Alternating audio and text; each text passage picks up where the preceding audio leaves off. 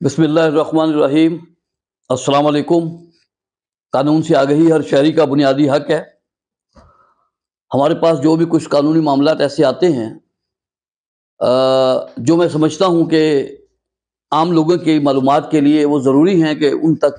اس بات کو پہنچایا جائے، تاکہ کبھی بھی کسی کے ساتھ کوئی ایسا معاملہ ہو تو آپ اس کو کسی کو بتا بھی سکتے ہیں۔ تو آج کا جو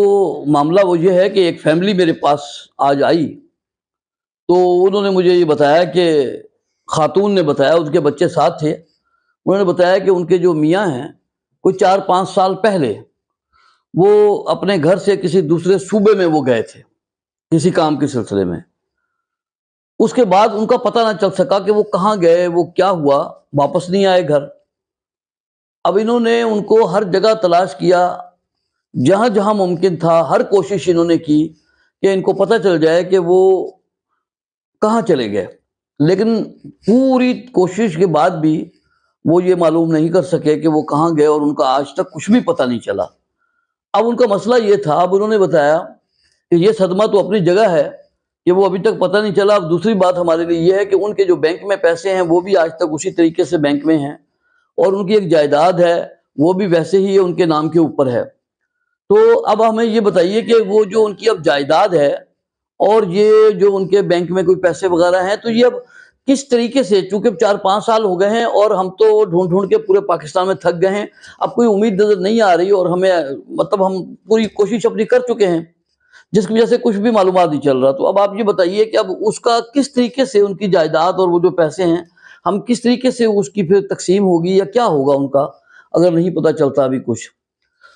تو انہوں نے یہ جب مجھے معاملہ بتایا، تو اب وہ میں سب کے لیے میں نے سوچا یہ آپ لوگوں کے ساتھ بھی اس کو شیئر کروں، تاکہ شاید کسی کو کوئی اس سے فائدہ ہو سکے یا معلومات میں اضافہ ہو سکے کسی کی۔ اس کے لیے جو ہے نا، اگر دیکھیں ایک قانون شہادت ہے، آرڈر 1984، اس کی دفعہ ہے 124۔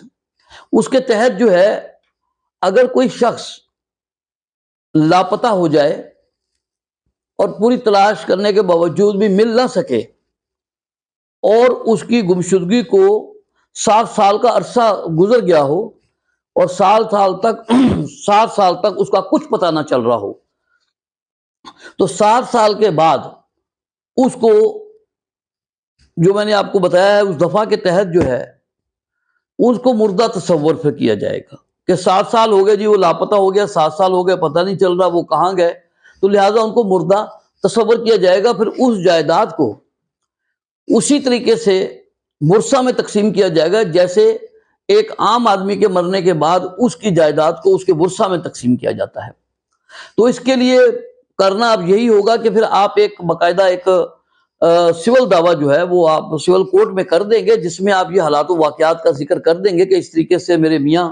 وہ گئے تھے، پھر آج اتنا 7 سال کا عرصہ گزر گیا ہے اور وہ ابھی تک باوجود تلاش کے مل نہیں سکے ہیں، لہٰذا ہم نے پوری کوشش کی ہے۔ تو ثبوت و شواہد اور گواہیوں کے بعد عدالت جو ہے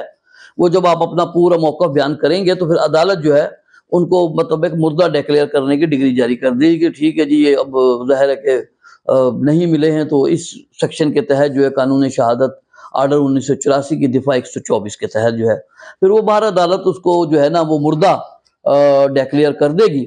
تو اس کے بعد پھر اس کی جو وراثت ہے یا اس کے جو بھی بینک میں پیسے جو کچھ بھی ہیں، وہ پھر اسی طرح شریعت کے مطابق جس طرح ترکہ تقسیم ہوتا ہے اسی طرح وہ بھی تقسیم ہوگا۔ تو یہ بہرحال ایک معلومات کے لیے ایک ضروری میں نے سمجھا، تو میں نے سوچا یہ آپ تک بھی میں پہنچا دوں۔ السلام علیکم۔